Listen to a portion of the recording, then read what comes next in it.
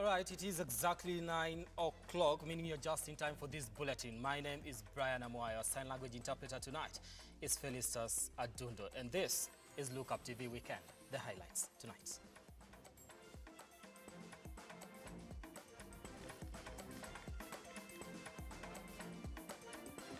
The news headlines in association with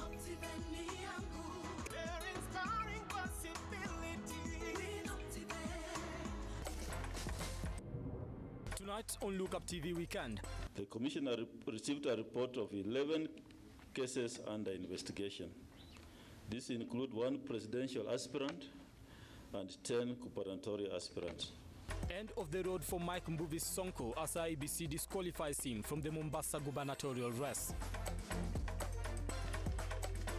Today here is the first step towards 9th August 2022. Ruto slams the media for being biased in coverage as he gets a nod from the IEBC to run for presidency in the August polls. I would like to reiterate the fact that CBC is not going anywhere. CBC is here to stay. Education CS George Magoha retreats as he inspects construction of junior high school in Kisumu. Get a chance to wake up as a tourist as you view Mount Kenya every day by buying a plot of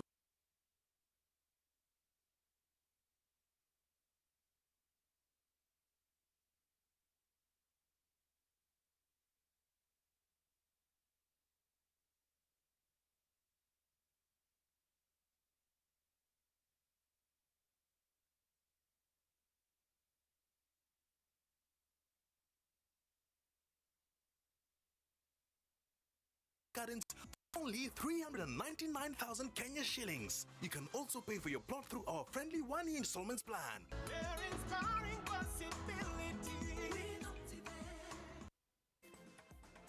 All right, now remember you can be part of this bulletin by engaging us on our socials. At Amwai Brian on Twitter, at LOOKUPTV. The hashtag is LOOKUPTV Weekend. We are also on Facebook. You can send us your feedback there. Tell us where you're watching us from and what you think about the stories that we are running today. Now let's start this bulletin. Former Nairobi Governor Mike Sonko is among aspirants who have been from vying in the August polls. The IEBC on Saturday released a list of politicians who have been banned from participating in the upcoming August polls, citing the need to conform to constitutional provisions under Article 75. Chebukati stated that any convicted persons in the report who have not pursued an appeal or unsuccessfully exhausted their appeals stands disqualified as candidates. Senge Suzy now reports.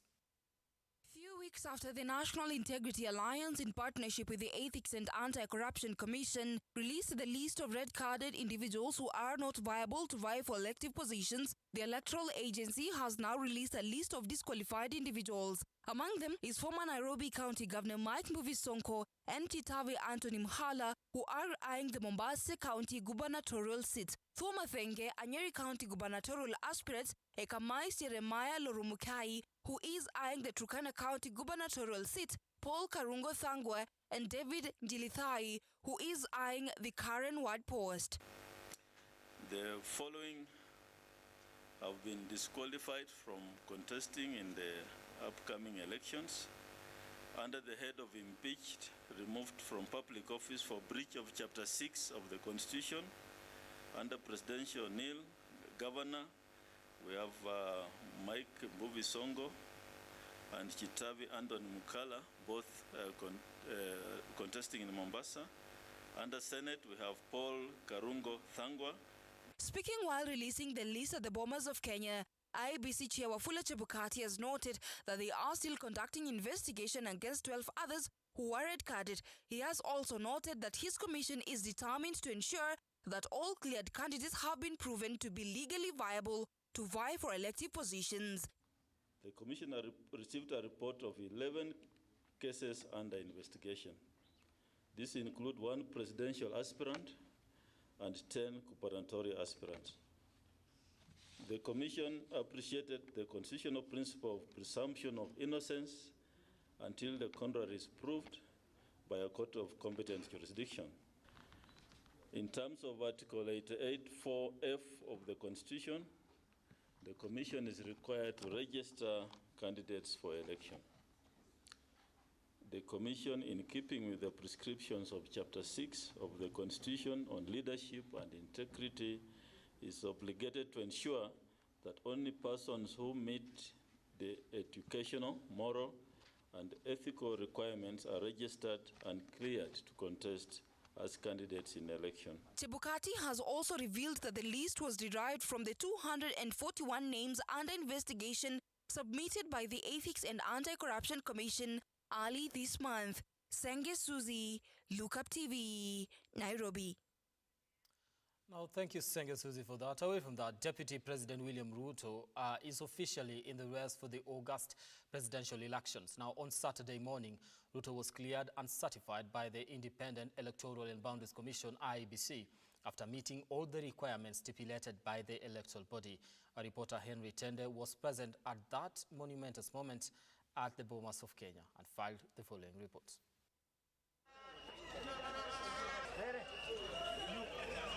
It is now official. Kenya's Deputy President William Samoei Ruto will be on the ballot in the August presidential elections. Ruto has been given a green light after his documents and that of his running mate Rigathi Gachagua were certified by the electoral body IEBC.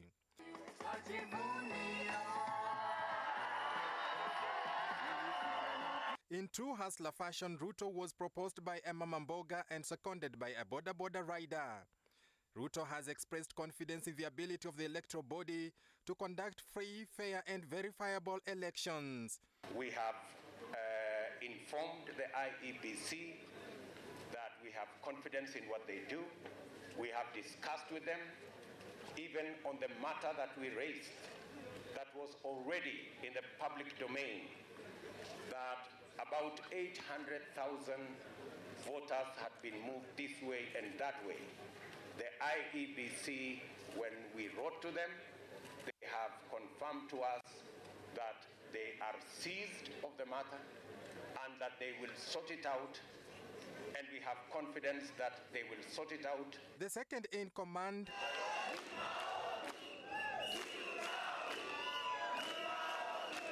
has nonetheless demanded a level playing ground from IEBC for all candidates, especially the Kenya Kwanza team. The IEBC has a duty to make sure that there is a level playing ground for all participants in these elections. All candidates should be treated fairly. We keep an open door policy. If there are issues, please contact us, see us. We don't want to see in the media that IEBC is not doing this and this. We want you engage us, and then we shall respond. Flanked by other Kenya Kwanza leaders Musalia Mudavadi, Moses Wetangula, Alfred Mutua and Aden Duale, among others, the Deputy President has appointed Kithure Kindiki to lead a team of chief agents that also includes Veronica Maina and Josephat Nanok. Ruto has committed to upholding the IEBC Code of Conduct and urged his supporters to maintain peaceful campaigns. We must keep our eyes on the ball and avoid unnecessary engagements and being sidetracked or being engaged in unnecessary shouting matches and contests that are outside the focus of the election. Prepare for an imminent Kenya Kwanza victory. This is the statement from Deputy President William Ruto as he is cleared by the Independent Electoral and Boundaries Commission IEBC to contest for the coming general elections. Henry Tende, Look Up TV. Thank you, Henry Tende, for that. In still matters, Deputy President, well, the DP, William Ruto, on Saturday accused the media of biased coverage, stating that he will withdraw from this year's presidential debate. Ruto, who spoke after being cleared by IEBC to vie in the August polls, say the media has taken sides politically, and as a result, he has been treated unfairly, especially during his campaign.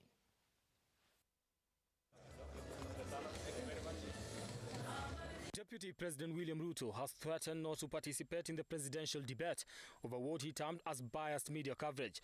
The DP accused the media of having publicly taken sides in the August elections, saying it will be a waste of time to participate in a presidential debate organized by the same media houses. If you have decided to choose a side, organize a presidential debate for that side.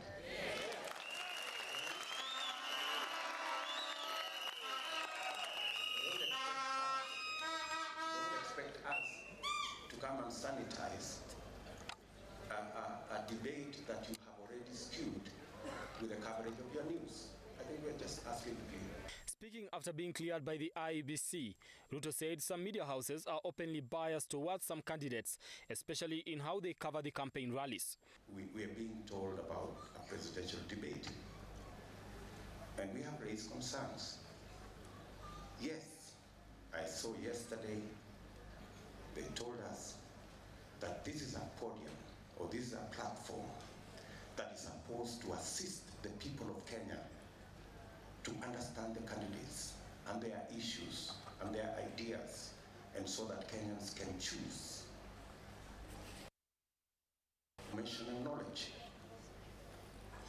But to be fair, if the presidential debate is being organized by a media that has taken sides, by people who already have skewed the playing field in favor of one side, what moral authority do they have who are not their candidates? He cited a case where he claimed a section of the media allocates 10 minutes of their primetime news to Azimio La Umoja One Kenya Alliance, while his Kenya Kwanza Alliance only gets 1 minute in the same bulletin. When some media houses, like for example Citizen, they give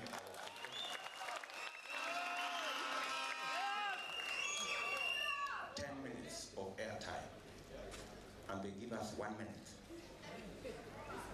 I mean, it flies in the face of integrity and fairness and balance. Yes.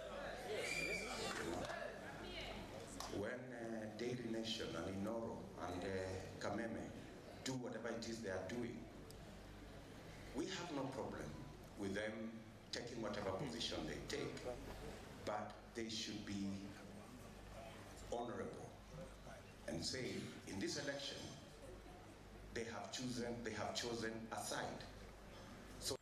The DP spoke barely a day after his UDA party advised him to withdraw from the presidential debate to be held in July. In a statement on Thursday, UDA communications head Hussein Mohammed said, and I quote, "We have noted with much concern the repeated and continued bias and propaganda in a section of Kenya's mainstream media in abuse of statutory. Under the current partisan media environment, we have advised our candidate against participating in the presidential debates." In a response to Ruto's concerns, the Presidential Debate Secretariat on Friday assured aspirants of fairness and accountability in this year's event. The head of Secretariat, Clifford Mashoka, said the guidelines governing the debates were developed in 2017, tested and validated through various processes and remain a public document. The statement read, and I quote, "The debates embody the principles of fairness, integrity, independence and accountability as enshrined in the presidential debates guidelines. Indeed, for us to take our country forward, it behooves us to work together rather than threaten processes that are important to the country." End of quote. Mashoka assured the public and stakeholders in the electoral process that they will deliver quality issue-based presidential and deputy presidential debates. The presidential debate is organized jointly by the Media Owners Association, Media Council of Kenya, and Kenya Editors Guild. Brian Amwai, LOOKUPTV, Nairobi. All right, that story brings us to our first break here on LOOKUPTV Weekend. Don't go too far because we'll be back with more.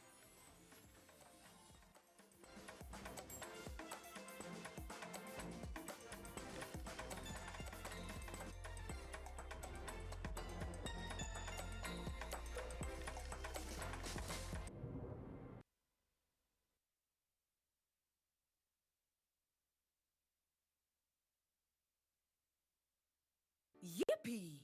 Kamata floating at 349K. Oh yes, for only 349,000 Kenyan shillings, you become a plot owner at the Great Oasis Gardens, Nanyuki. The Great Oasis Gardens, Nanyuki is located along the Nanyuki-Rumuruti Road, only 11 minutes from the Cedar Mall and right opposite Mount Kenya Wildlife Estate. This is the best place to establish the getaway home that you have always dreamt about. For every 349,000 that you deposit or pay as installment towards any of Optivant's plot of land, you get 10K cash back instantly. Jaza basi twende na nyuki. Bigger is indeed better.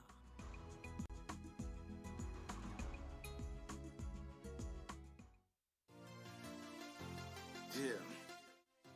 Are you looking to turn your passion to purpose? Vera Beauty and Fashion College now brings you online classes at the comfort of your home. We are a TVET-approved institution with over 20 years' experience in training competency-based courses in fashion design and creative arts, cosmetology, hairdressing, beauty therapy, interior design in soft furnishings, event decoration and flower arrangement, hospitality and catering, and training of trainers. To enroll, call us today on 0704 577 577 or visit our website at www.verabeautycollege.com. Vera Beauty and Fashion College, a center of excellence. Help me identify a beautiful womb. I never came across one till I got to Vera. Welcome to Lookup Guest House Retreat and Prayer Center. When you first come in, we will be happy to receive you at our reception, then proceed to our cozy and well-equipped accommodation facilities. We aim to provide our guests with a unique, comfortable, and worthwhile experience. Here at Lookup Guest House, we provide our guests with a continuous supply of room amenities.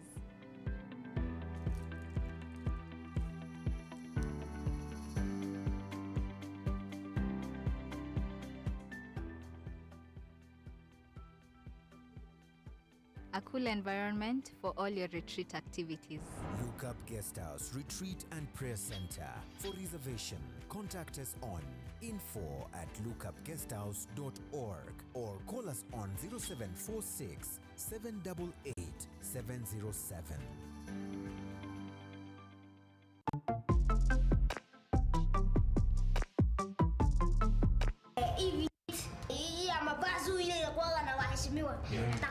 Only 30,000 per day. 30,000?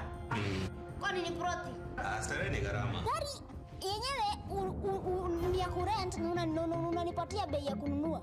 Wewe, sinadhani tulimalizana. Nimetumwa hapa na agency. Kufanya? Si job. Mimi thought mambo yangu na wewe shaisha. Yani nimeamua ni kusurprise. Yani unaonanga mimi sio mtu wa hizi vitu expensive. Nazijuanga chini ya maji. Nakwambia ile dawa yenye nimekupangia itakukalisha chini. Na nini inakuleta asubuhi yote? Nikashuka dogo tu. Gani hiyo? Mimi sitaki kuwekwa pedi. Sasa ndo nitengenezee tu kachai alafu. Ani hata ana ile kata si ya kuniambia amekuja kufanya nini.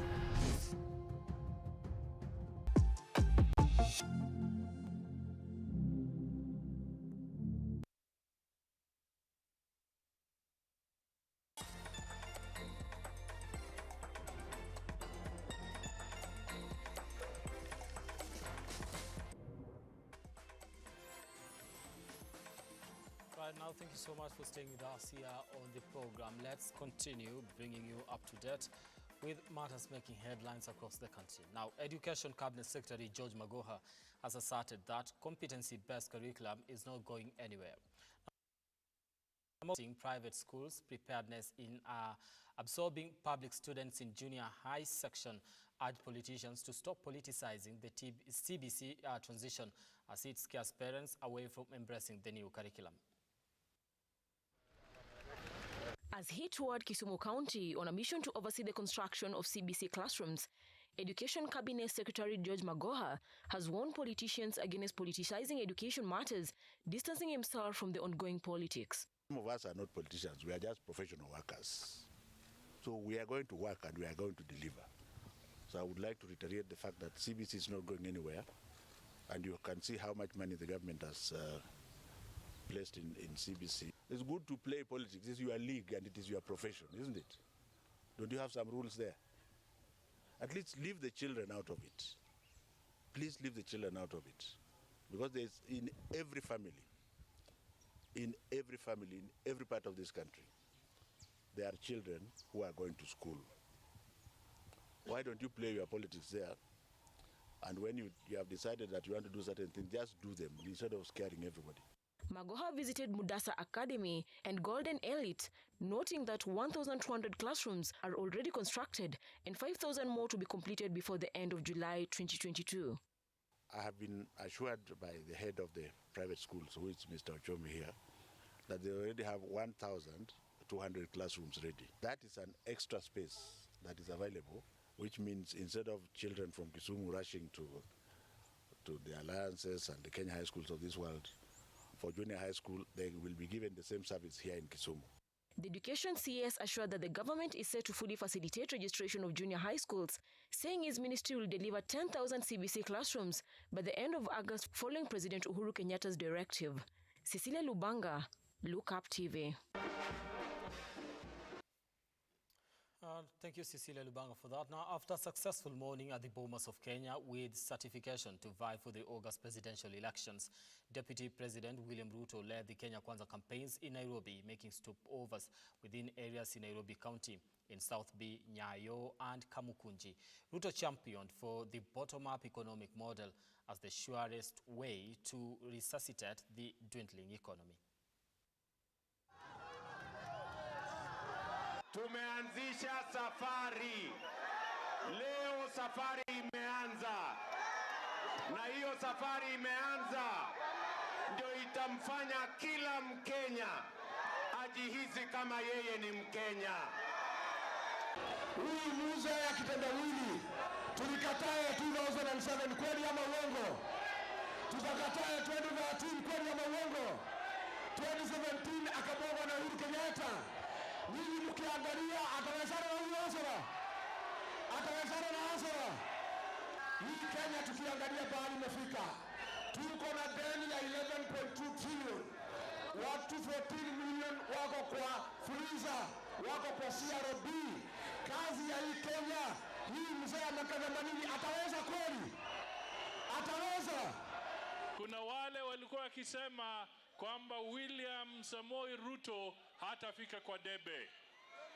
Walikuwa wakiuza uongo, walikuwa wakiuza uoga, lakini leo sasa tumedhibitisha, IBC imemaliza, William Samoei Ruto ndio candidate wa Kenya Kwanza. Kuna wajinga Nairobi, kuna wajinga Kenya. Nataka niwaambie watu wa kuzimia, mzee wa kitendawili, tafadhali. Ujinga sio shida ya Kenya tena. Wakenya wengi wamesoma. Tutaweka pesa ya kutosha kwa kilimo. Tutapunguza gharama ya mambo ya mbolea na mbegu. Ikuje hapo shilingi 2,000. Kila mkulima tumuwezeshe aweze kuzalisha chakula zaidi, wazalishe maziwa zaidi, wazalishe chakula mahindi zaidi, wazalishe mboga zaidi. Tuhakikishe ya kwamba chakula inafika hapa sokoni ikiwa bei nafuu, ndio kila Mkenya aweze kulisha familia yake.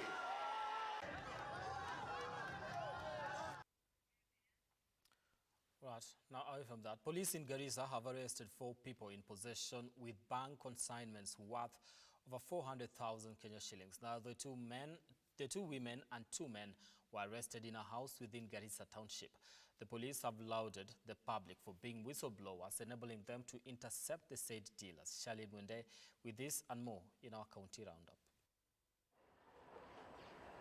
The 4 have been arrested in Garissa after being nabbed with bang worth over 400,000 Kenyan shillings. The area county commissioner has stated that drug abuse among the youth within Garissa town has been a pressing issue that he intends to make a non-issue. The county commissioner reiterated that the drug dealers within the area will be brought to book as soon as they are apprehended. Katika hii operesheni tuliweza kuwanasa ama kuwashika watu 4 ambao wako ndani ya cell. Ni wanaume 2 pamoja na wakina mama 2. Hao watafikishwa mbele ya kotini kesho. Kwa hivyo hii bangi ambayo unaona mbele yetu kwa hii meza, jumla tuko na sachets 676, tuko na rolls ya bank ambayo mnaona imesokotwa hiyo kama sigara 187, alafu tuko na 1 stone hii ile umeona imefungwa kabisa iko katika back black ni moja ambayo ni karibu kilo 1.5. Aspirants in Nakuru County have promised to promote peace in their campaigns as the August elections drew closer. The politicians also said that they will adhere to electoral laws and all the guidelines they receive from the Independent Electoral and Boundaries Commission. Speaking during a peace meeting organized by Midrift Human Rights Network in Kapkures, Nakuru, the program's coordinator Kelvin Muga lauded the aspirants for their willingness to uphold peace during the campaign season. Nasema wale ambao tuko mashinani hapa tusisikize mambo ya wale watu wako pale juu. Wale watu ambao wako pale juu wanaelewana, wanapendana. Vita zinaposhuka wanaingia kwa ndege zao wanaenda, sisi tunabaki hapa. So tunaomba amani iendelee kwa sababu siasa zitakuja na zitaenda na sisi tutabaki. Mimi nahakikisha serikali ya Kenya kwamba mimi nitaweka amani. Nitaweka amani kila wakati kwa mkutano yangu, nitaweka amani. Nataka watu wote wa Kapkures ambao ni jamii 42 mjue ya kwamba mimi ni kiongozi ambaye nitaweka amani, na serikali watafanya kazi nyingine ya kuchunga huko pande ya Pokot huko na huko, lakini hapa nitaweka amani. Elsewhere, former Garissa Governor Nathif Jama on Saturday called on the IEBC officials in the area to conduct a free, fair and credible elections in the August polls. Speaking at the Garissa University after being cleared by the IEBC as a candidate for the Garissa governor seat, Jama revisited the conversation of the 2017 governorship results, where Governor Ali Korane's win was challenged in court but eventually upheld. Jama said that while he has faith in the electoral body conducting the exercise smoothly, it was upon them to restore the faith among Kenyans. Do hereby certify Nadif. We are people of peace, and what we want is, all of us who are competing to work for peace and towards peace, and towards peaceful elections and peaceful campaigns. We are looking for credible elections that will be free and fair. And therefore, and also you people, the men and women of the media, we also want you people really to support us. We need you guys to be also whistleblowers when it comes to the need to ensure that this thing is being run free and fair. Shalin Mwende, Look Up TV.